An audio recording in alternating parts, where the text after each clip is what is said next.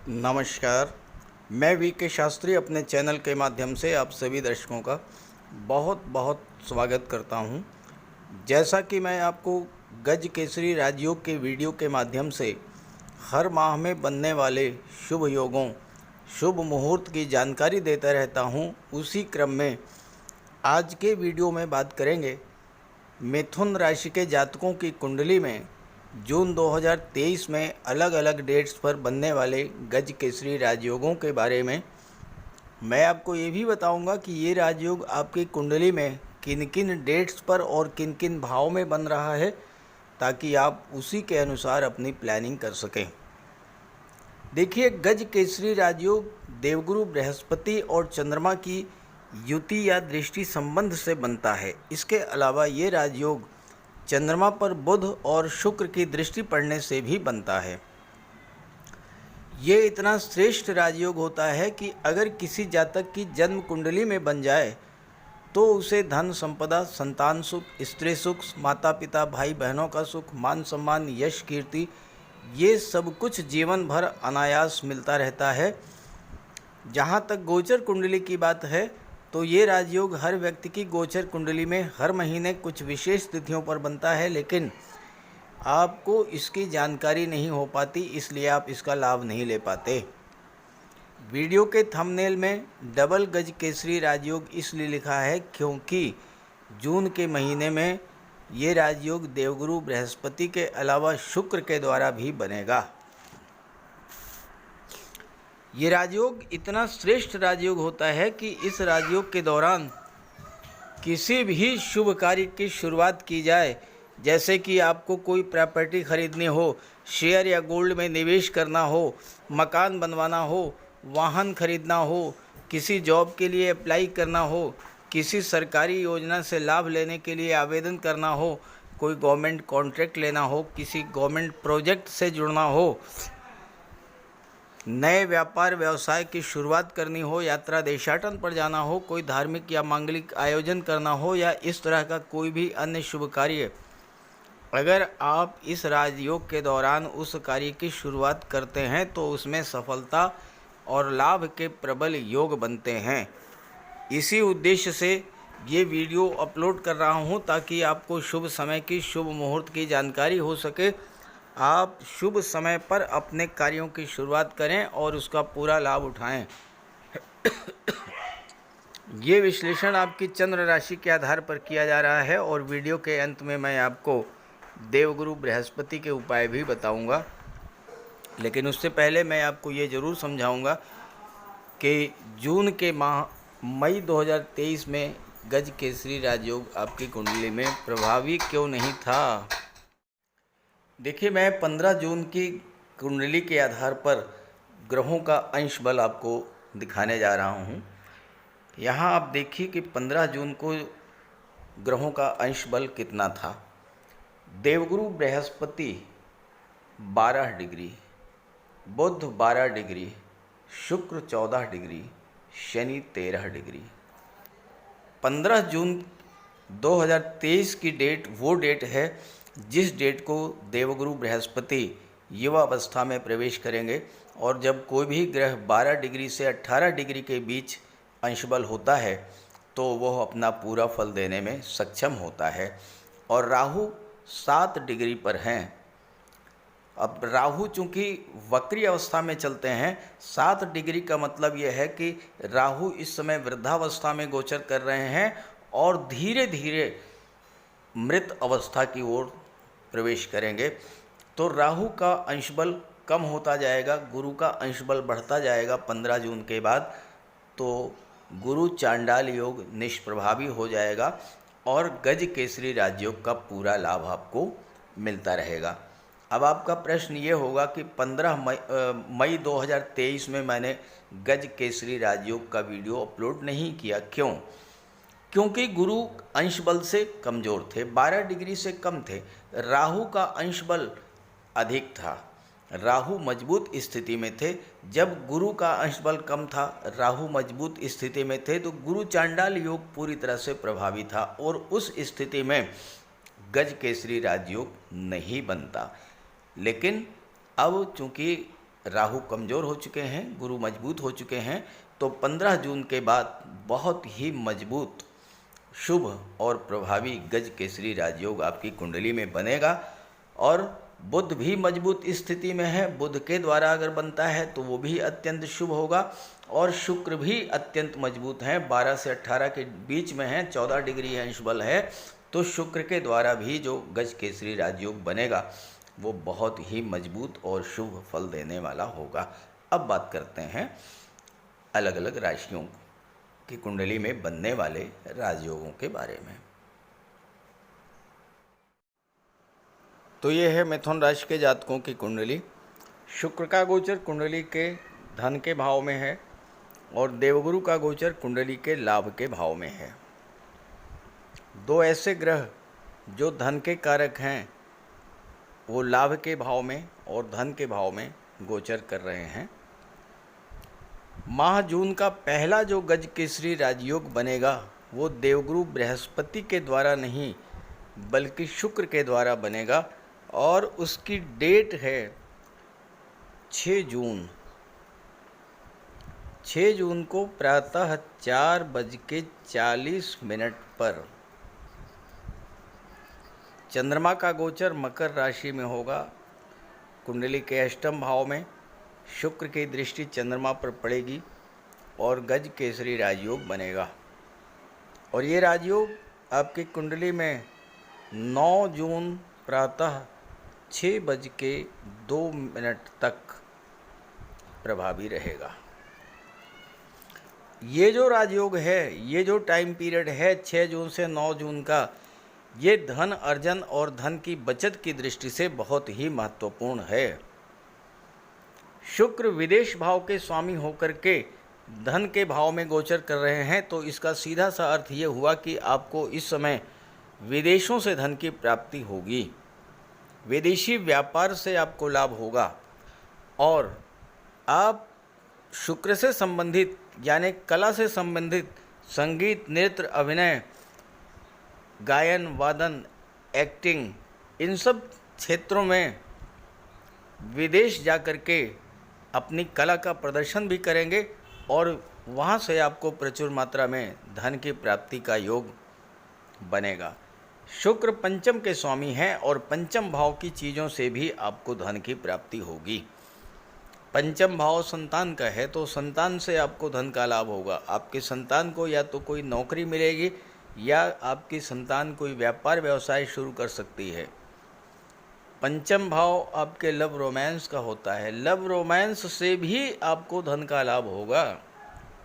हो सकता है आपका विवाह इस गोचर काल में हो जाए और वहाँ से आपको धन की प्राप्ति हो, या फिर यह भी हो सकता है कि आपके जो लव पार्टनर हैं वो आपके लिए धन की व्यवस्था करें किसी न किसी रूप में।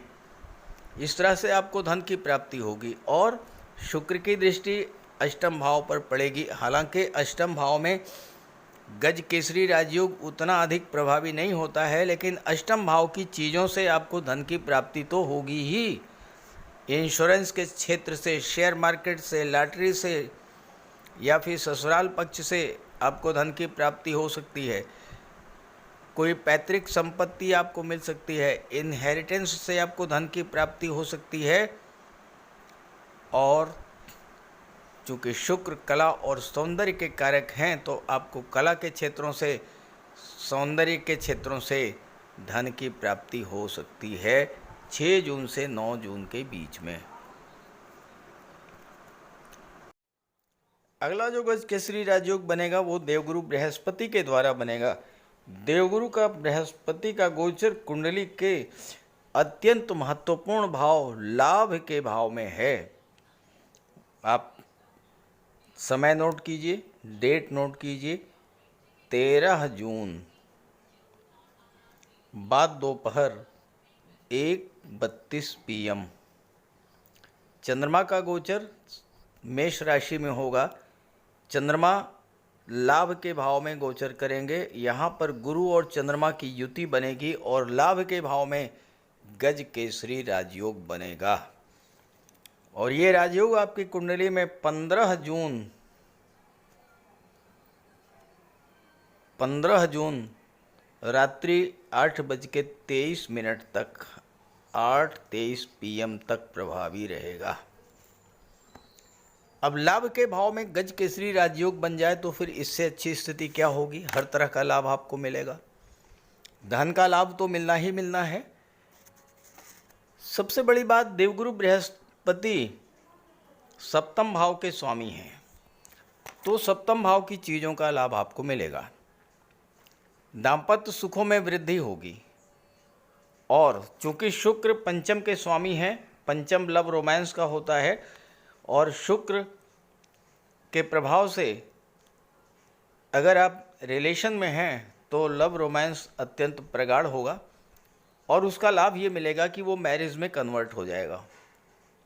विवाह संपन्न होते ही आपको धन का लाभ होगा, आपकी भाग्योन्नति होगी और हो सकता है कि आपका जीवन साथी जो है वो घर का अर्निंग मेंबर बन करके आए और उसके आने से आपकी आर्थिक स्थिति अत्यंत सुदृढ़ हो जाए। एक तो ये हुआ।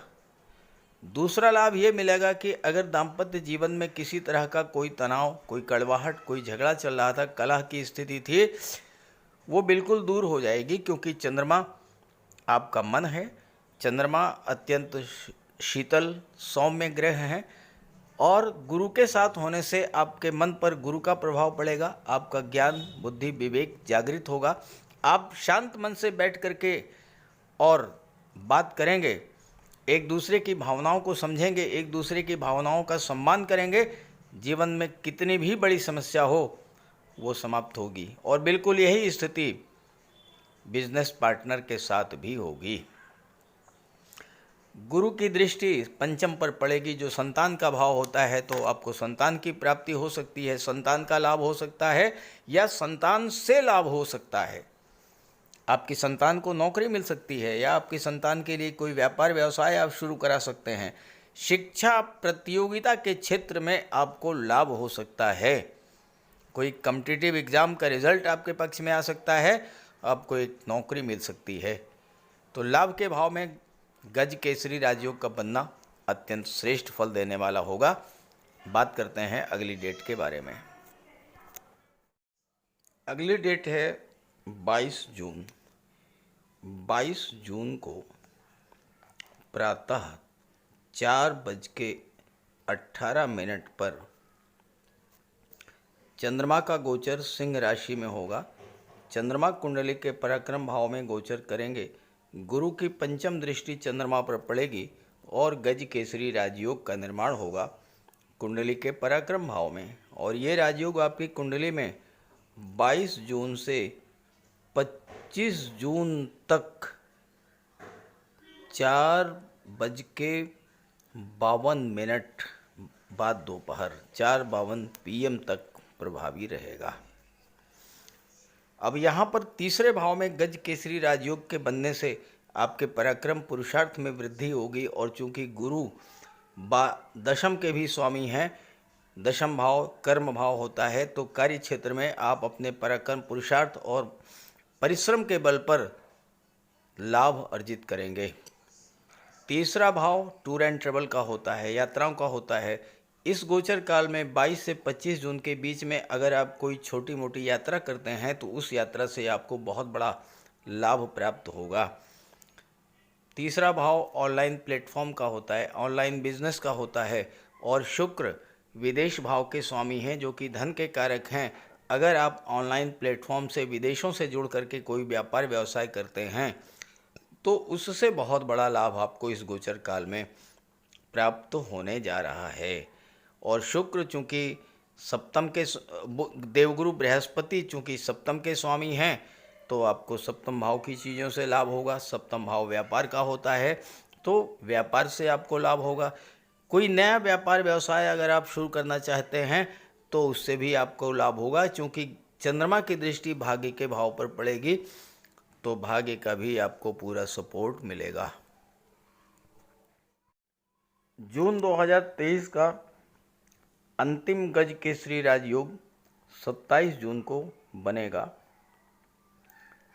27 जून को प्रातः 3:28 पर चंद्रमा का गोचर तुला राशि में होगा। चंद्रमा कुंडली के पंचम भाव में गोचर करेंगे। गुरु की दृष्टि चंद्रमा पर पड़ेगी। गज केसरी राजयोग का निर्माण होगा और ये गज केसरी राजयोग आपकी कुंडली में 30 जून प्रातः 10:19 तक प्रभावी रहेगा। पंचम भाव कुंडली का सबसे शुभ भाव माना गया है, क्योंकि यहाँ से संतान, शिक्षा, लव, रोमांस, कल्पनाशीलता, क्रिएटिविटी, पूर्व संचित कर्मों का विचार किया जाता है। पंचम भाव से संतान सुख, प्रेम, शिक्षा और लॉटरी, सट्टा, शेयर, इन सब का विचार किया जाता है। पंचम भाव से मनोरंजन, गेम्स और स्पोर्ट्स का भी विचार किया जाता है। यहाँ पर गज केसरी राजयोग बनने का सीधा सा प्रभाव ये पड़ेगा कि आपको या तो संतान की प्राप्ति होगी या संतान की आप प्लानिंग करेंगे। संतान प्राप्ति के मार्ग में किसी तरह की कोई बाधा थी वो दूर होगी। छात्रों के लिए ये राजयोग अत्यंत शुभ फल देने वाला होगा। शिक्षा प्रतियोगिता को लेकर आपके मन में नए उत्साह का संचार होगा। पढ़ाई में मन लगेगा। गुरु पंचम भाव में अति विशिष्ट कारक होते हैं। गुरु के प्रभाव से आपकी बौद्धिक क्षमता, मेंटल पावर, मेमोरी पावर, रचनात्मक क्षमता में वृद्धि होगी। कैरियर को लेकर किए जा रहे प्रयासों को बल मिलेगा।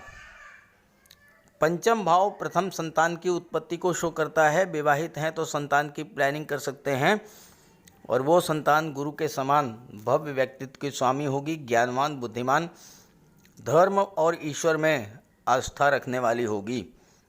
पंचम भाव लव, रोमांस को शो करता है। अपने प्रेम संबंधों में नई ऊर्जा, नई ऊष्मा का एहसास होगा। आपको नए रिलेशंस बन सकते हैं। मनोरंजन के लिए कहीं घूमने का प्लान कर सकते हैं। लॉटरी, शेयर, सट्टे से भी लाभ हो सकता है, हालांकि विशेष सावधानी के साथ। पंचम भाव जॉब के, नौकरी के नए अवसरों को दर्शाता है। नई नौकरी मिल सकती है, नौकरी में परिवर्तन कर सकते हैं और इस तरह से जून माह में मिथुन राशि के जातकों की कुंडली में बनने वाले सभी गज केसरी राजयोगों पर पूरी तरह से चर्चा हो गई है। इस राजयोग का पूरा लाभ उठाएं, किसी शुभ कार्य की शुरुआत करें और फिर देखिए कितना अच्छा रिजल्ट मिलता है। साथ ही साथ आप देवगुरु बृहस्पति का उपाय भी करें। तो बात करते हैं उपायों पर। कुंडली में देवगुरु बृहस्पति का बहुत ही महत्वपूर्ण स्थान है, क्योंकि देवगुरु कुंडली के पंचम और नवम भाव के कारक होते हैं। पंचम भाव से संतान का विचार किया जाता है, शिक्षा का विचार किया जाता है और नवम भाव से भाग्य का विचार किया जाता है। गुरु ग्रह भाग्य के लिए जिम्मेदार माने जाते हैं और किसी भी कार्य की सफलता के लिए देवगुरु का मजबूत होना बहुत ज़रूरी है। जब कुंडली में देवगुरु मजबूत होते हैं तो भाग्य का साथ मिलता है।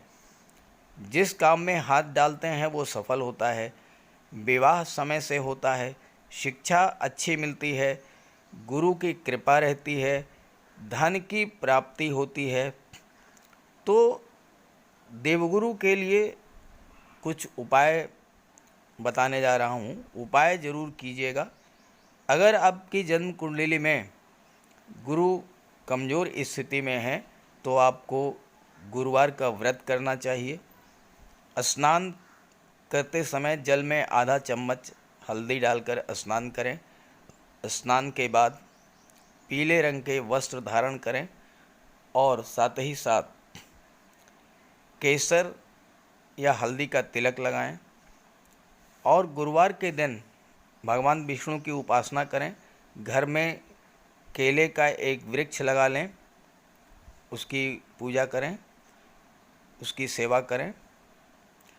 भोजन में चने के बेसन, चीनी और घी से बने लड्डू का सेवन करें और अपनी क्षमता के अनुसार पीले वस्त्र, हल्दी, शहद, धार्मिक पुस्तकें इन सब का दान कर सकते हैं। अगर गुरु ग्रह कमज़ोर है तो पुखराज धारण करें, लेकिन इसके लिए किसी योग्य ज्योतिषी की सलाह ले लें। माता पिता, गुरु और बुज़ुर्गों का सम्मान करें, उनकी देखभाल करें और उनका आशीर्वाद प्राप्त करें। साफ सफाई रखें, गुरु की सेवा करें और दही और चावल गरीबों को खिलाएं। किसी गरीब को, किसी दिव्यांग व्यक्ति को भोजन कराएं। किसी वृद्धाश्रम में जाकर के वृद्धों के साथ कुछ समय बिताएं, उनकी समस्याओं को जानें समझें। कोई ज़रूरी नहीं है कि आप धन से ही सहायता करें, तन और मन से भी आप मदद कर सकते हैं दूसरों की, और ऐसा करने से देवगुरु अत्यंत प्रसन्न होते हैं। और जब देवगुरु बलवान होंगे तो आपको पूरा लाभ मिलेंगे। तो ये उपाय करके देखिएगा, लाभ होगा। कमेंट करके बताइएगा ताकि आपके साथियों को भी इसका लाभ मिल सके। नमस्कार।